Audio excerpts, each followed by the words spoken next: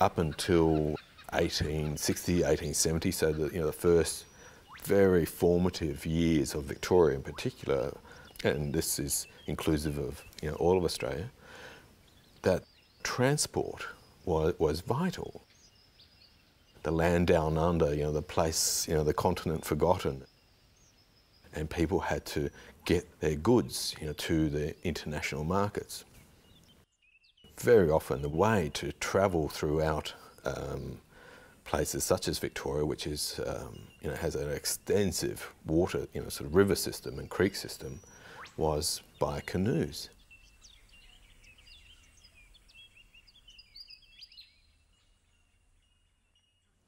What sparked my interest was looking through 19th century records and seeing how much involvement Aboriginal people had in ordinary, everybody Australian sort of lifestyles, and how much they contributed was immense.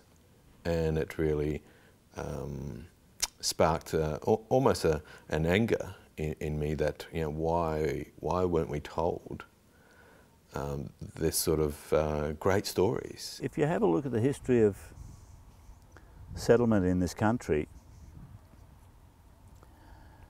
always in the background you'll see or know of Aboriginal people that supported those settlers.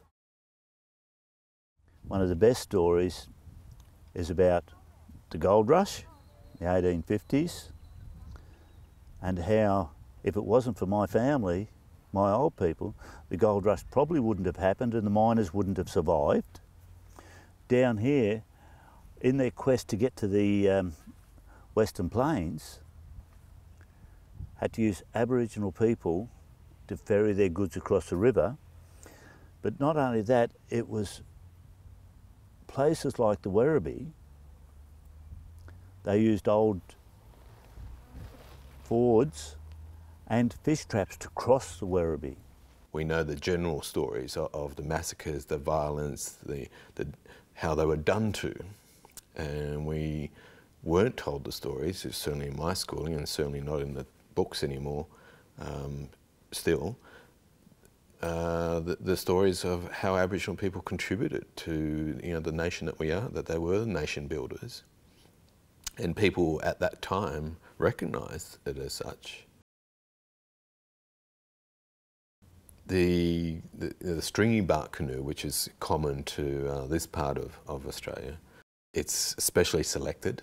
There are places where as I understand it as a white historian, where people had specific roles that they were excelled in making stringy bark canoes. Within any community, there's people, you've got your mechanics and you've got your butchers and whatnot, and there was no different within our community. We had people with the skills and the knowledge to be able to, to keep the community running. So whether that be, hunting and gathering, making tools, making, canoes. There's quite a bit of ingenuity in the making of, literally making a stringy bark canoe from a living tree in a very quick period of time, which was usually, it was required now.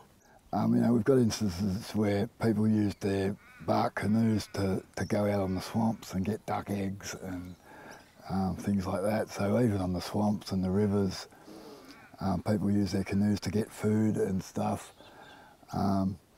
It wasn't really the bark they were after. If we know bark gets waterlogged and actually sinks, there's a little layer of wood just under the bark what protects the heartwood of the tree, and that's what they were after. It's called the cambium. It's a thin layer of wood under the bark.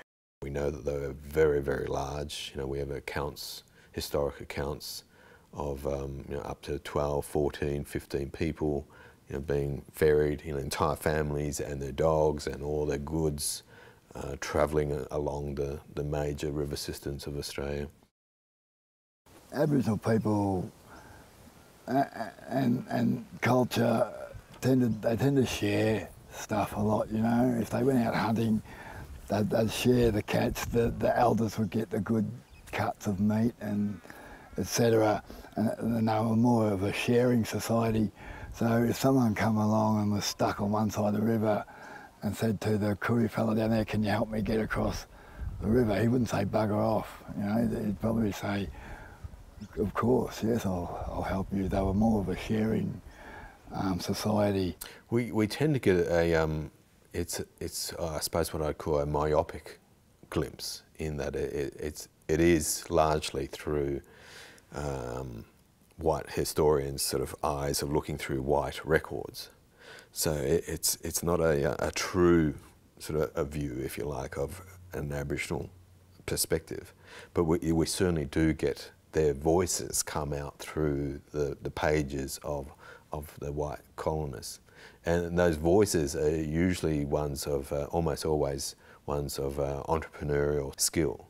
They literally would congregate around the crossing points.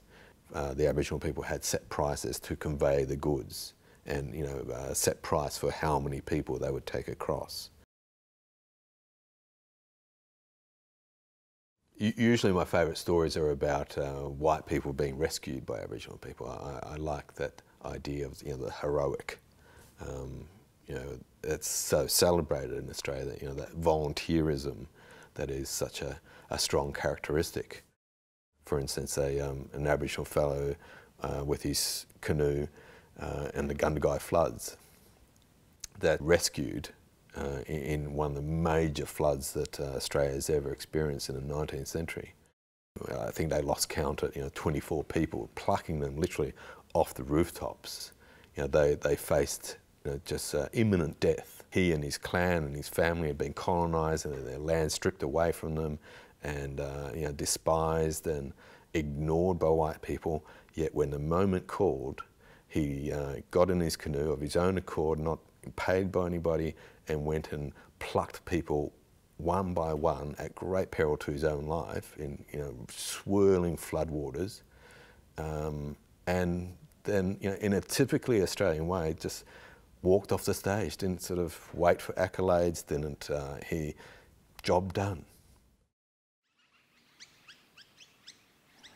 Oh, look, it gives me a bit of a high sense of admiration and to think that the Indigenous people were out there helping the early settlers and helping the people who overrun their lands. Yet we've placed this kind of like a veil over this window of Aboriginal entrepreneurship, Aboriginal inventiveness. That's shown in this story. It's shown that we did care about people. We did have those values of respecting people and valuing them, even though it wasn't returned.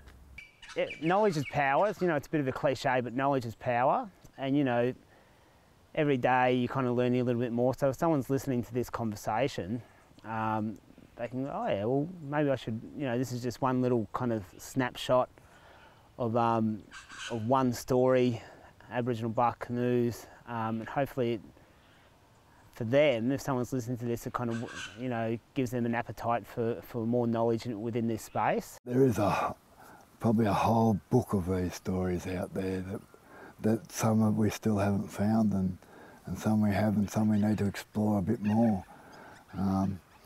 So it would probably go beyond my lifetime, There'd be probably kids that I talk to who'll take this role on and still be researching when they're young adults.